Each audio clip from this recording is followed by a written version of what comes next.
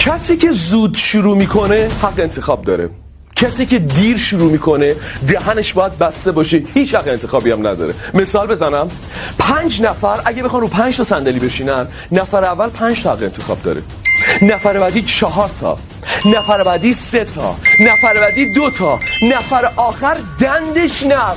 میدونی چرا؟ چون دیر اقدام کرد، دیر حقشه. اون یه صندلی مونده، به اجبارم همونو باید قبول بکنه. این واقعیت زندگی ماست. کسایی که زود میرن، زود میرسن، بردن. میدونی چرا؟ جاهای خوب رو گرفتن، جاهای درب داغونش دیگه به بقیه میرسه. میفهمی حرفو؟